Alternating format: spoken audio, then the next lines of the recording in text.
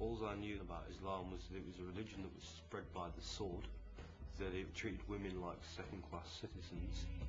The first time I ever saw Islam was the Suez Crisis, when I saw everybody praying to the sun at the end of the evening.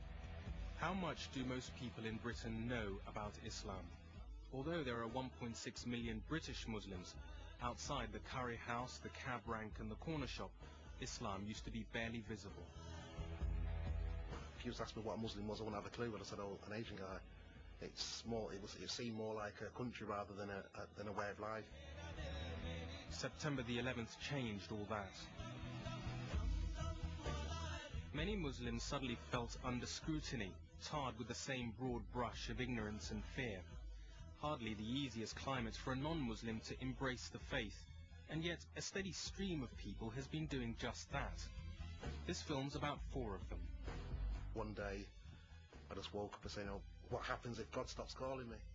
And then I die with nothing in my hand. I didn't want to be a Muslim, it came to me.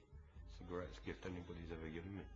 I haven't told my family yet that I'm wearing the full veil, because I know it will upset them. My mother's reaction was to start to go to church. So I said, that's fantastic. Already Islam is having a positive effect on our lives. Islam was a distant religion abroad, wasn't it, in the Middle East? You never, but now it's here, isn't it? It's in our house now.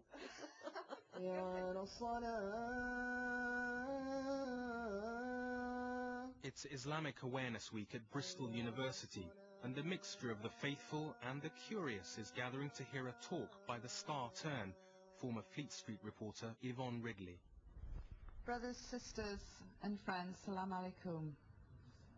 3 years ago, she would have struggled to find anything to say to a group like this. But then, as far as she's concerned, she was a very different person back then. The Yvonne Ridley before 9/11 has been compared to Patsy Stone out of Absolutely Fabulous. I've been married 3 times.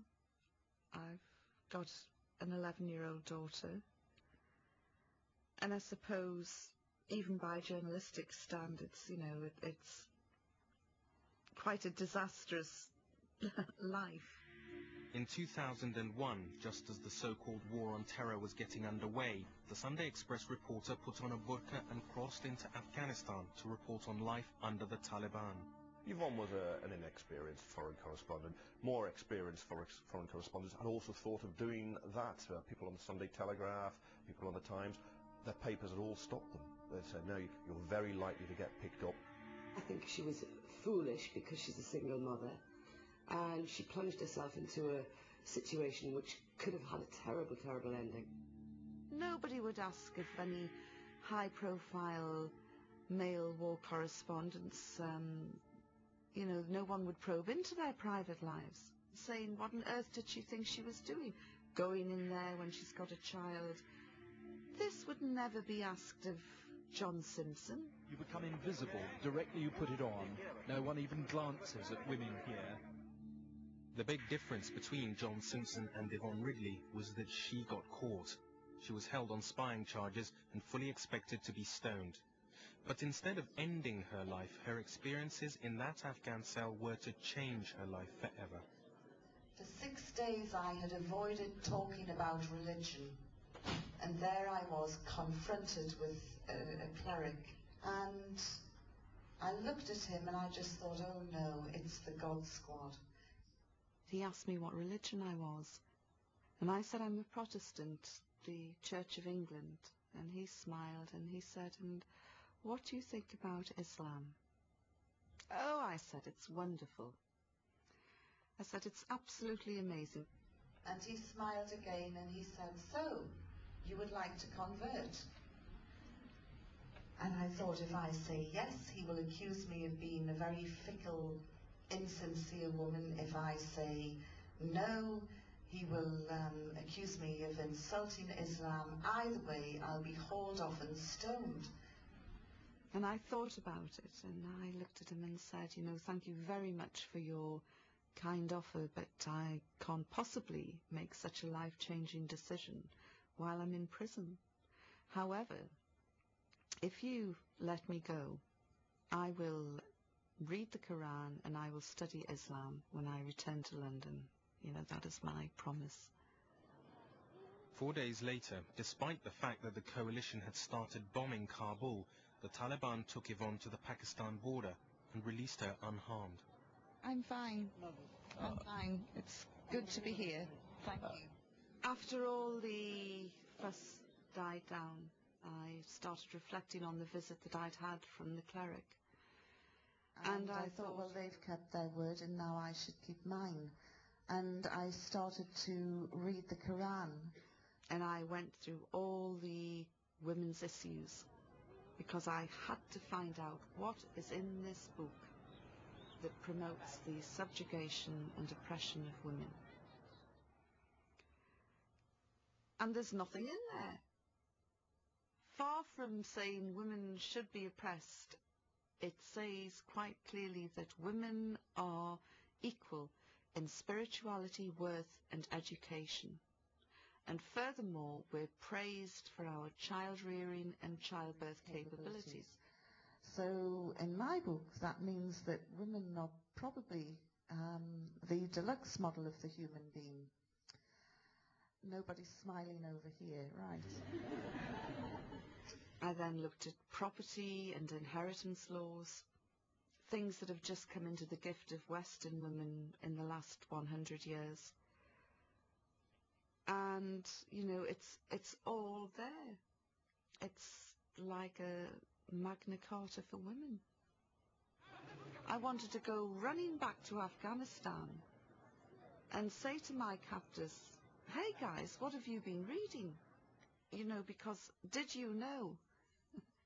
And I remember complaining about it once, and this Muslim woman said, Yvonne, Islam is perfect.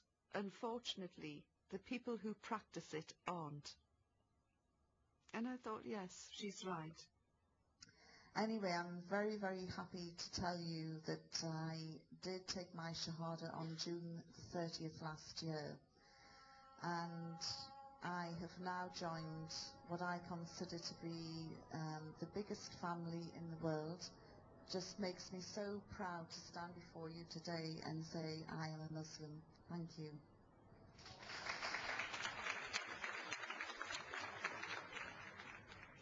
Whatever her feelings for her new family, Yvonne still had to square her conversion with the old one. And when it came to breaking the news to her mum, the woman who'd braved 10 days with the Taliban suddenly lost her nerve. I did what many converts choose to do, and that is not tell their parents until afterwards. Hello! Hi! I sent Mother an email, and her immediate reaction was to start to go to church. And much to her annoyance, I said, that's fantastic, you know, already Islam is having a positive effect on our lives. I've got some sandwiches made. No ham sandwiches? No. I've been trying to think, what can I make without bacon? I wasn't happy. I didn't like it, you know. But do you not think it's because you've got some sort of irrational prejudices against Islam, because basically you don't really understand it? Well, no, I think it's just the culture, and maybe if you've been born over there it might be different. But to change But over where? in the Because middle of the stream. Islam, you know, transcends nationalities, borders, countries, cultures. It transcends everything. And here we go. Here we go. You see, I'm being educated now. Well, it's so frustrating, yeah. because I know that you are a spiritual person, and I just think you could be so much happier. Well, I wouldn't, because I wouldn't understand it like you do, you see.